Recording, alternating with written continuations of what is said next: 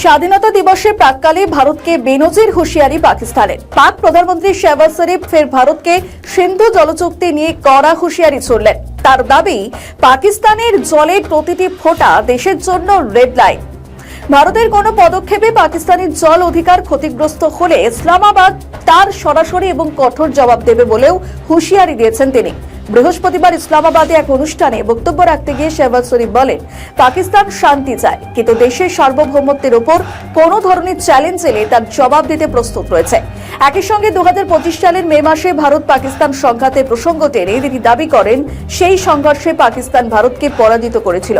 ভবিষ্যতে কোনো সংঘাতের পরিস্থিতি তৈরি হলে পাকিস্তানের প্রতিক্রিয়া আরও শক্তিশালী হবে বলেও হুঁশিয়ারি দেন পাক প্রধানমন্ত্রী। মে 2025 ভারত পাকিস্তান সংঘর্ষের পর যুদ্ধবিরতি কার্যকরে মার্কিন প্রেসিডেন্ট ডোনাল্ড ট্রাম্পের ভূমিকারও প্রশংসা করেন শেহবাজ শরীফ।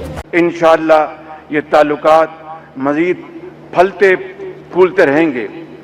यहाँ पर मैं अमेरिका के सदर डोनाल्ड ट्रंप का खुसूसी शुक्रिया अदा करना चाहता हूँ, जिन्होंने गुज़श्ता बरस पाकिस्तान और भारत के दरमियान बरवक्त जंगबंदी करवाकर लाखों मासूम जानों को हिलाकत खेजी से बचाने के लिए इंतहाई मौसर और तारीखी किरदार अदा किया।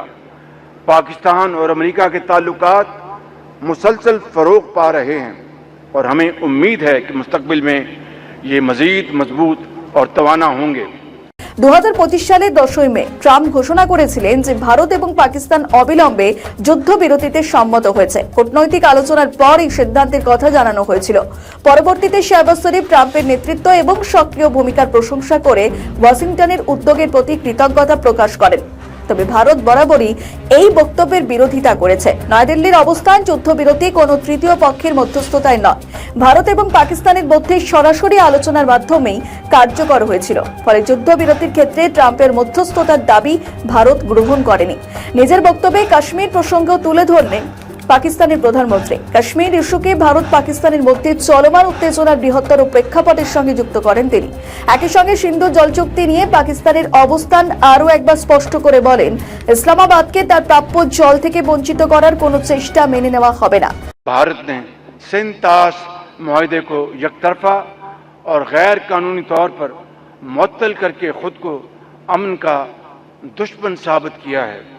मैं वाशगाफ अल्फाज में ऐलान करता हूं कि पाकिस्तान के पानी की एक एक बूंद हमारी रेड लाइन है।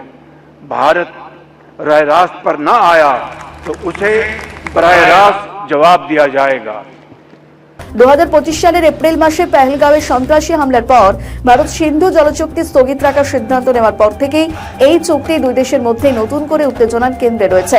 পাকিস্তান অবশ্য দাবি করে আসছে চুক্তিটি এখনো আইনগত কার্যকর রয়েছে এবং বিষয়টি নিয়ে আন্তর্জাতিক স্তরেও একাধিকবার সরব হয়েছে।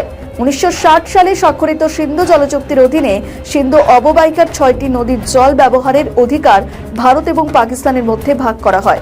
চুক্তি অনুযায়ী পূর্বাঞ্চলে 3 নদী সতলুজ, বেয়াস এবং রাভির ওপর ভারতের অধিকার রয়েছে। অন্যদিকে পশ্চিমাঞ্চলের 3 নদী সিন্ধু, ঝিলম এবং চেনাবের জল ব্যবহারের প্রধান অধিকার পাকিস্তান পেয়েছে।